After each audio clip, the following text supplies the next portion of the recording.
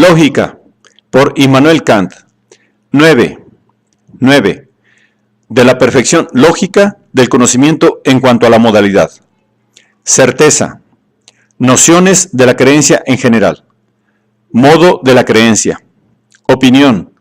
Fe, saber. Convicción y persuasión. Retención y suspensión del juicio. Juicio provisional. Prejuicios, sus fuentes y principales especies.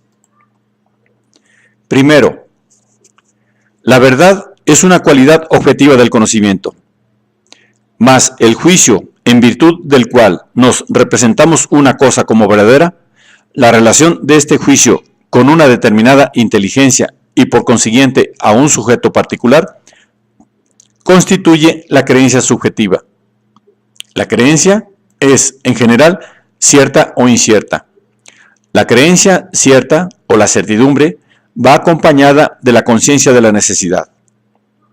La creencia incierta, por el contrario, o la incertidumbre, va acompañada de la conciencia de la contingencia o posibilidad del opuesto a lo que se cree, de donde la incertidumbre es insuficiente tanto subjetiva como objetivamente, o bien es insuficiente objetivamente y suficiente subjetivamente.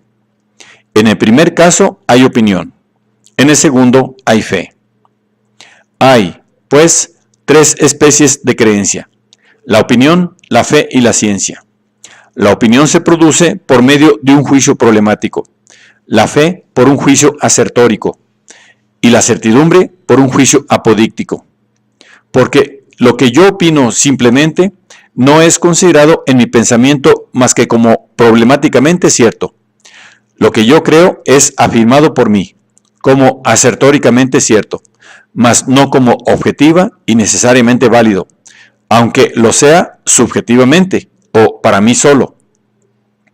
Por último, de lo que yo estoy cierto es afirmado por mí como apodícticamente cierto, es decir, como necesario, general y objetivamente, valiendo para todos, para suponerlo, toda vez que el objeto al cual esta creencia se refiere sea una verdad puramente empírica.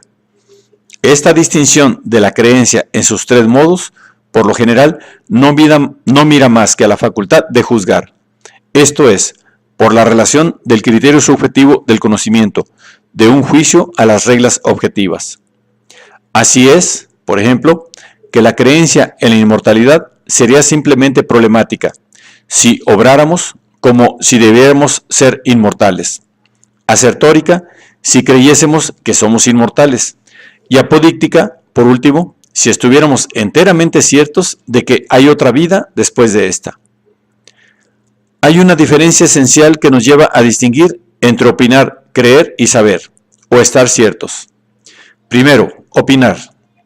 El opinar o el creer por razones que no son suficientes ni objetiva ni subjetivamente puede considerarse como un juicio provisional, sub conditione suspensiva ad interim, desde donde no es fácil pasar. Se debe necesariamente opinar primeramente, antes de admitir o afirmar, mas se debe también tener mucho cuidado de no tomar una opinión acerca de cualquier cosa, más que como una simple opinión. La opinión es, en general, la introducción de todo conocimiento. Algunas veces tenemos presentimientos vagos de la verdad. Una cosa puede encerrar para nosotros el signo de la verdad. Puede parecer que muestra los caracteres de la misma, y en este caso se nos muestra antes de conocerla con certeza determinada. Mas, ¿en qué caso hay propiamente mera opinión? No hay nunca en las ciencias que tienen por objeto el conocimiento a priori. Por esto no la hay en las matemáticas, ni en la metafísica, ni en la moral, sino únicamente en los conocimientos empíricos, como en física, en psicología, etc. Porque es contradictorio opinar a priori. ¿Habría algo más ridículo que opinar en matemáticas? Aquí, como en metafísica o en moral, o se tiene ciencia o ignorancia. Las cosas de opinión no pueden, pues, ser más que objetos de un conocimiento experimental. conocimiento posible en sí, es verdad y que no es imposible para nosotros, sino por causa de los límites empíricos de las condiciones de nuestra facultad de experiencia y del grado de esta facultad.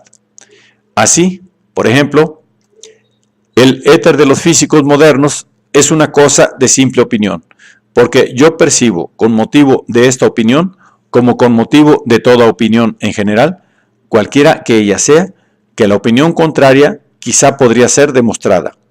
Mi creencia es, pues, en este caso insuficiente objetiva y subjetivamente, aunque considerada en sí misma puede ser completa.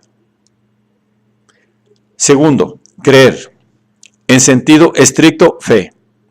La fe o la creencia, conforme a un principio subjetivamente suficiente, pero objetivamente insuficiente, se refiere a los objetos sobre los que no solamente nada se puede saber, sino que nada se puede opinar, en los que ni aún puede penetrar la verosimilitud, sino que solamente se puede tener tal certidumbre que no resulte contradicción de pensarlos de la manera que se hace. Todo lo demás es una simple creencia que no puede ser necesaria más que bajo el punto de vista práctico o a priori. Creencia, por tanto, de lo que se admite por razones morales, más con la certeza de que no puede demostrarse lo contrario. La fe, pues, no debe ocuparse, inciso A, de objetos de conocimiento empírico. La fe que se llama histórica no puede llamarse con propiedad fe, es decir, no le podemos dar esta denominación en sentido opuesto a la certeza, puesto que aquella puede ser cierta. La creencia fundada en un testimonio no difiere ni en cuanto al grado ni en cuanto a la especie de la creencia fundada en la experiencia personal. Inciso B. La fe no tiene por objeto una cosa de conocimiento racional, conocimiento a priori, sea teórico como las matemáticas y la metafísica, sea práctico como la moral. Se puede creer las verdades racionales matemáticas, tanto porque en ellas no cabe el error, cuanto porque, aun dado caso que cupiera, fácilmente sería descubierto. Mas, sin embargo, de este modo no se puede saber. Las verdades racionales filosóficas no se pueden admitir como creídas, sino como sabidas, porque la filosofía no sabe más que por sola la persuasión. Por lo que toca al objeto del conocimiento racional práctico en moral, al hablar de los deberes y derechos, no puede tener lugar la simple fe. Debemos estar completamente ciertos de si una cosa es justa o injusta, conforme o contraria al deber, permitida o prohibida. En lo que toca a la moral, nada se puede dejar en estado de incertidumbre. Nada puede resolverse con peligro de violar la ley moral. Por ejemplo, no basta que un juez crea que una determinada persona ha cometido un delito para que efectivamente ésta lo haya cometido. Debe saberlo jurídicamente y no fallar sin que tenga certeza del hecho. Inciso C. No hay, pues, objetos de fe, más que aquellos con cuyo motivo la creencia es necesariamente libre, es decir, no determinada por un principio objetivo de verdad independiente de la naturaleza y del interés del sujeto. La fe no da, pues, con los principios subjetivos ninguna convicción que se pueda participar a los demás, y no impone un asentimiento universal, como lo hace la convicción que resulta de la ciencia. Yo solo puedo estar cierto del valor y de la invariabilidad de mi fe práctica, y mi fe en la verdad de una proposición, en la realidad de una cosa, es lo que hay con relación a mí de conocimiento, sin ser, a pesar de esto, un conocimiento. El incrédulo en moral es el que no admito. El incrédulo en moral es el que no admito lo que es en verdad imposible de saber, pero que es necesario moralmente suponer. Esta especie de incredulidad tiene siempre su origen en un objeto de interés, moral. Cuanto más grande es el sentimiento moral de una persona, más firme y más viva debe ser también su fe, en todo lo que se ve obligado a admitir por interés moral bajo un punto de vista prácticamente necesario. Tercero, saber. La creencia que deriva de un principio de conocimiento válido, tanto objetiva como subjetivamente, o sea, de la certeza, es empírica o racional, según que se funda en la experiencia propia o extraña, o en la razón. Esta creencia, pues, se refiere a dos fuentes, origen de todos nuestros conocimientos, la experiencia y la razón. La certeza racional es o matemática o filosófica. La primera es intuitiva, la segunda discursiva. La certeza matemática se llama también evidencia, pues que un conocimiento intuitivo es más claro que un discursivo. Aunque los conocimientos racionales matemáticos y filosóficos sean igualmente ciertos en sí mismos, la certeza de una de estas ciencias es con todo diferente de la certeza de la otra. La certeza empírica es primitiva, originaria empírica, cuando estamos ciertos de una cosa por experiencia propia, y es derivativa empírica, cuando estamos ciertos de una cosa por experiencia ajena. Esta última especie de certeza es la que comúnmente se denomina certeza histórica. La certeza racional se distingue de la certeza empírica por la conciencia de la necesidad que la acompaña. Es, pues, una certeza apodíctica, mientras que la certeza empírica no es, por el contrario, más que una certeza asertórica. Estamos racionalmente ciertos de lo que conocemos a priori. Nuestros conocimientos se pueden, pues, referir a conocimientos de la experiencia. Y no obstante, la certeza puede ser al mismo tiempo empírica y racional, cuando conocemos por principios a priori una proposición empíricamente cierta. No podemos tener una certeza racional de todas las cosas, pero es necesario darle la preferencia sobre la certeza empírica todas las veces que podamos obtenerla. Toda certeza es o mediata o inmediata, según que necesita de prueba o que no la necesita, o no es susceptible de ella. Cualquiera que sea el número de conocimientos que no son ciertos, sino mediatamente o por demostración, deben existir también en nuestro espíritu conocimientos indemostrables, o inmediatamente ciertos de donde los demás pueden derivarse. Las pruebas sobre las cuales descansa toda certeza mediata de un conocimiento son o directas o indirectas, es decir, apagógicas. Cuando probamos una verdad por principios, damos una prueba directa. Cuando, por el contrario, de la falsedad de una proposición deducimos la verdad de su opuesta, damos una prueba apagógica. Mas, para que esta última prueba sea válida, las proposiciones deben ser contradictorias o diametralmente opuestas, porque dos proposiciones que no fueran opuestas más que en el sentido de ser la una contraria a la otra, podrían ambas ser falsas. Una prueba que sirve de fundamento a la certeza matemática se llama demostración, y la que sirve de fundamento a la certeza filosófica es una prueba acromática. Las pruebas esenciales de una prueba en general son la materia y la forma, o el fundamento de la prueba, y la consecuencia.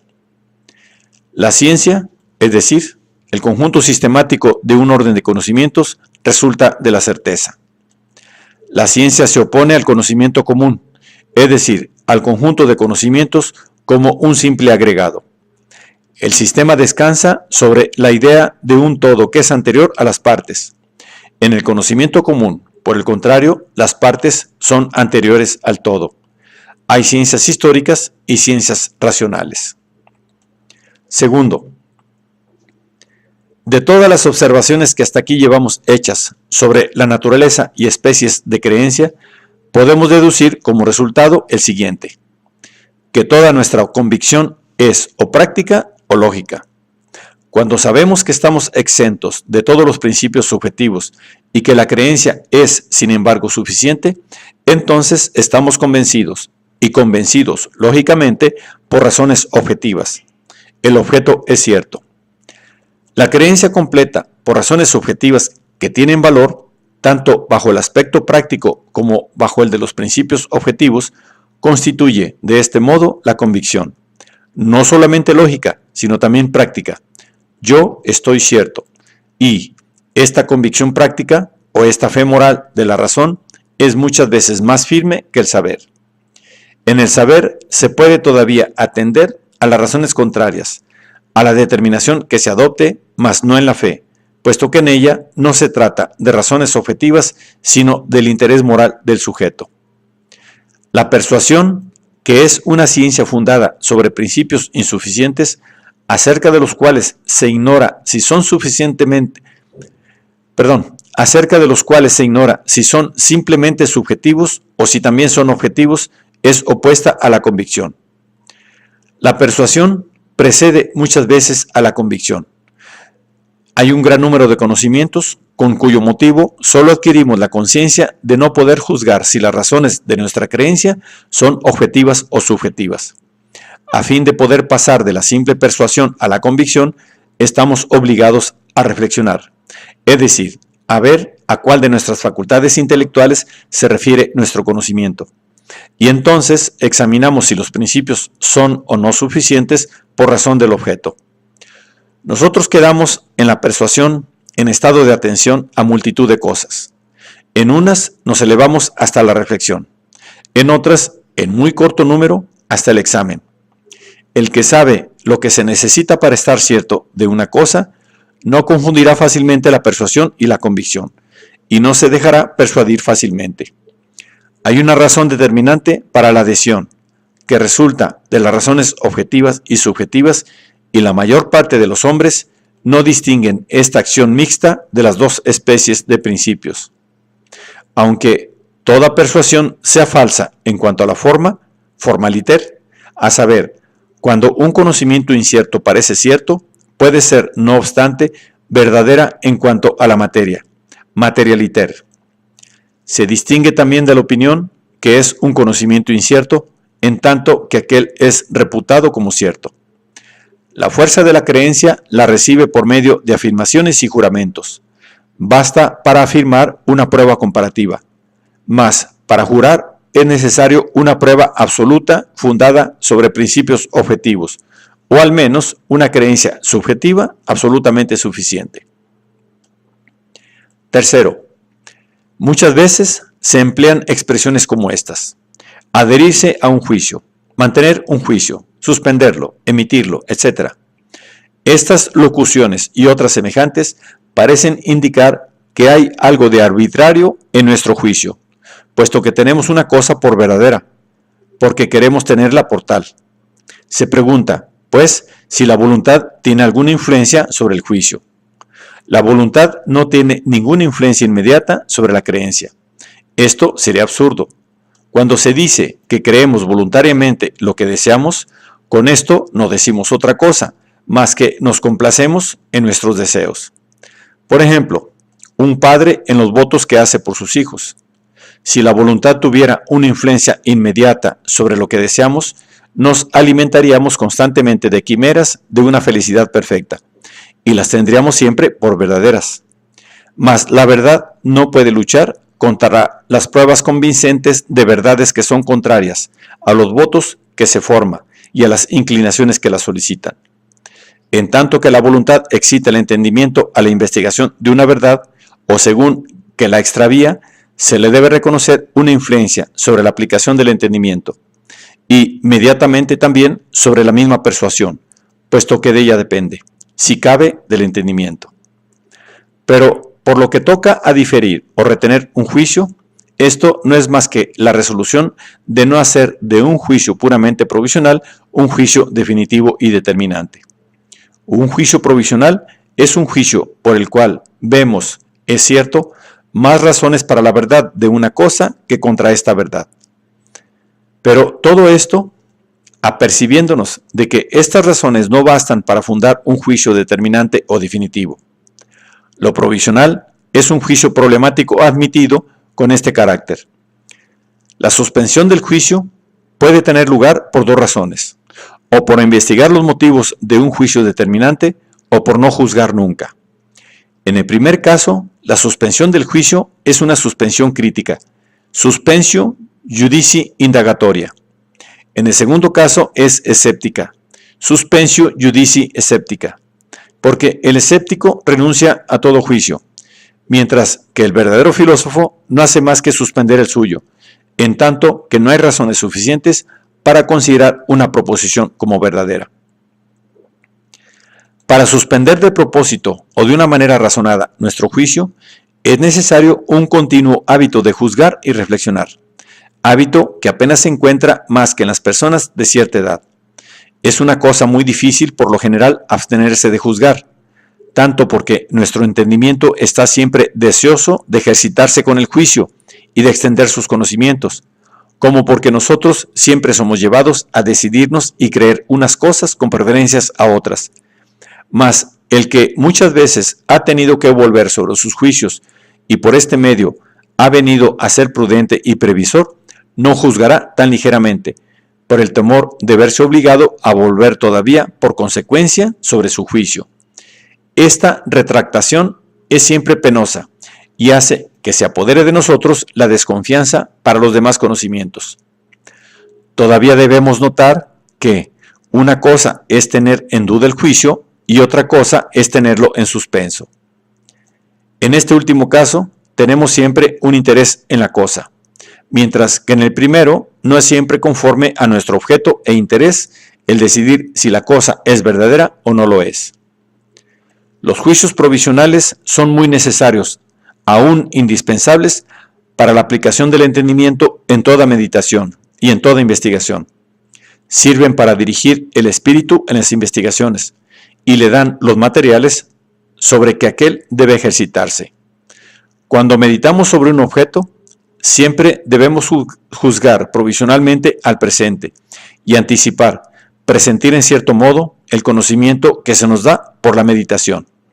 Y cuando nos entreguemos a las investigaciones, debemos siempre formarnos un plan provisional, sin que los pensamientos vayan al capricho.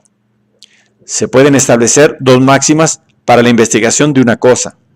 Se les puede todavía llamar anticipaciones, porque se anticipa por juicios provisionales sobre los juicios definitivos que debemos admitir más tarde. Como estos juicios tienen su utilidad, es conveniente dar reglas para juzgar bien provisionalmente. Cuarto, es necesario distinguir los juicios provisionales de los juicios. Los prejuicios son juicios provisionales, en tanto que se admiten como principios. Todo prejuicio, pues, debe mirarse como principio de juicios erróneos. Los prejuicios engendran no prejuicios, sino juicios erróneos. Es necesario, pues, distinguir el falso conocimiento que resulta de un prejuicio de la fuente que lo origina, es decir, del prejuicio mismo. Así, por ejemplo, la significación de los sueños no es en sí misma un prejuicio, sino más bien un error que resulta de la regla admitida con demasiada extensión. Que lo que ocurre alguna vez debe ocurrir siempre y debe mirarse como verdadero. Y este principio que comprende la significación de los sueños es un prejuicio. Algunas veces los prejuicios son verdaderos juicios provisionales. Únicamente no debemos darles nunca valor como principios o como juicios definitivos. La causa de esta ilusión consiste en que se reputan falsamente como objetivos los principios subjetivos por falta de la reflexión que debe proceder a todo juicio. Porque nosotros bien podemos admitir muchos conocimientos, por ejemplo, de proposiciones inmediatamente ciertas, sin examinarlas, es decir, sin investigar las condiciones de su verdad. Pero no podemos y aún no debemos llevar nuestro juicio a nada sin reflexionar, es decir, sin comparar un conocimiento con la facultad de conocer de dónde debe el juicio emanar, la sensibilidad o el entendimiento. Si admitimos juicios sin esta reflexión necesaria, aún en el caso que no haya lugar a examen, nuestros juicios serán prejuicios o principios para juzgar por causas subjetivas que falsamente se miran como razones objetivas. Las principales fuentes de los prejuicios son la imitación, el hábito y la inclinación. La imitación tiene una influencia general sobre nuestros juicios. Es una poderosa razón para tener como verdadera lo que los demás nos dan como tal.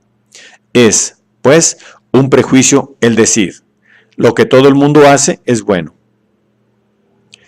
Para lo que toca a los prejuicios que resultan del hábito, estos no pueden desarraigarse más que a fuerza de tiempo, puesto que el entendimiento, retenido en un juicio por razones contrarias, se ha acostumbrado insensiblemente a un trabajo opuesto de pensar. Mas, si el prejuicio de hábito lo es a la vez de imitación, la persona que a él se haya entregado saldrá difícilmente de este estado. Un prejuicio de imitación puede también llamarse inclinación al uso pasivo de la razón, o al mecanismo de la razón en vez de su uso espontáneo y regular. La razón es, a la vez, un principio activo que no debe recibir nada de la autoridad de otro, ni aun de la experiencia para que su aplicación sea pura. Mas la pereza de un gran número de hombres hace que éstos marchen voluntariamente sobre los pasos de otros más bien que trazarse un camino por sí, haciendo uso de su entendimiento.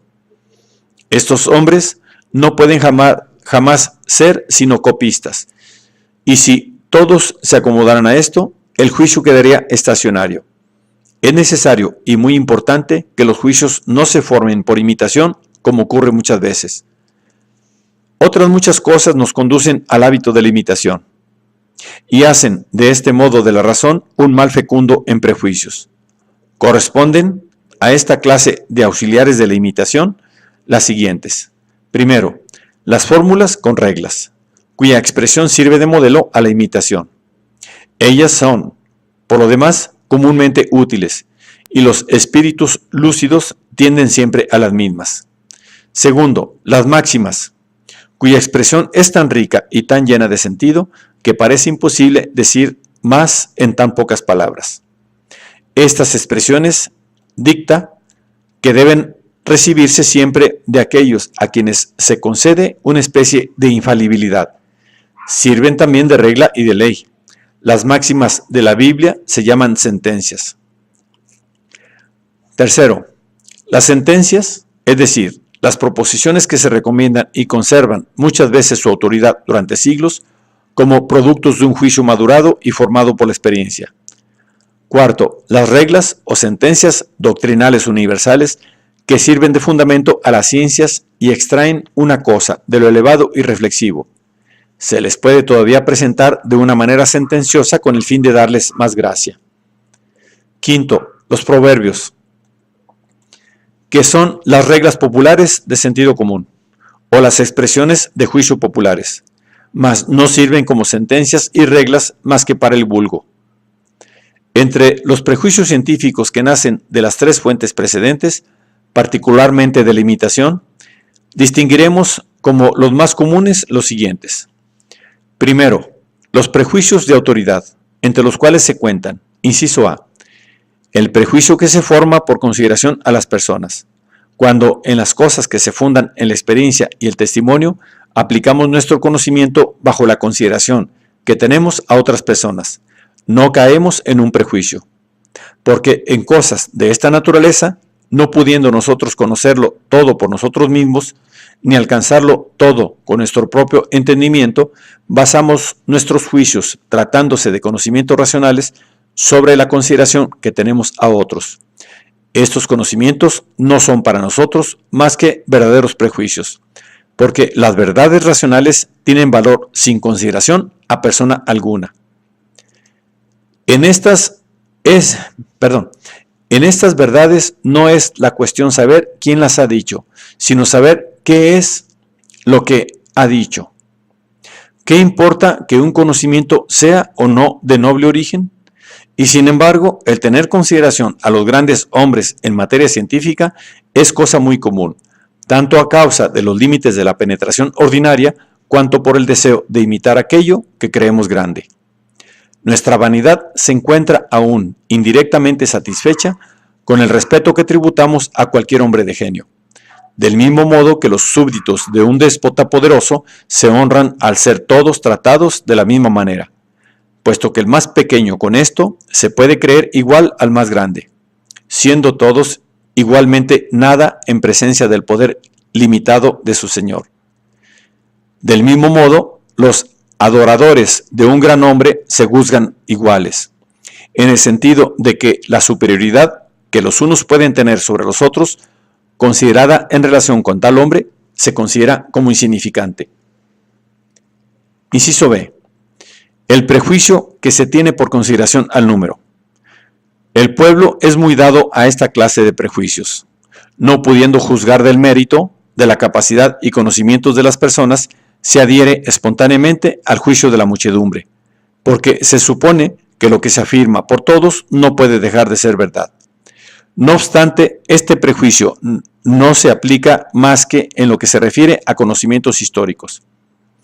En materia de religión, cosa de los más interesantes, nos adherimos con preferencia al juicio de los sacerdotes. Es cosa notable que el ignorante tiene un prejuicio para la ciencia y el sabio a su vez tiene un prejuicio para el sentido común. Cuando el sabio ha recorrido una gran parte del círculo de las ciencias sin haber conseguido con su trabajo la satisfacción que se prometía, desconfía entonces de las ciencias, especialmente de las especulaciones, en las cuales las ideas no pueden presentarse con carácter de sensibles y cuyos fundamentos son dudosos, como por ejemplo en metafísica. No obstante, como se cree que la clase de la certeza debe hallarse en cualquier parte, se busca en el sentido común, después de haberla buscado por largo tiempo y sin fruto en la ciencia. Mas, esta esperanza es muy engañosa, porque si la razón ilustrada no puede alcanzar ningún conocimiento acerca de ciertas cosas, seguramente la razón sin cultivar será menos eficaz, será menos feliz todavía para esto. Principalmente en metafísica es inadmisible el apelar al sentido común, porque nada puede exponerse en concreto de él. Mas otra cosa sucede en moral, en donde no solamente pueden darse en concreto todas las reglas, sino que además la razón práctica se revela por lo común con más claridad y con más exactitud por medio del sentido común, que por las aplicaciones del entendimiento especulativo. El sentido común juzga muchas veces más acertadamente en materia de moral y del deber que el sentido especulativo. Inciso C. El prejuicio que resulta por el respeto que se tiene a la antigüedad. Este es uno de los más importantes.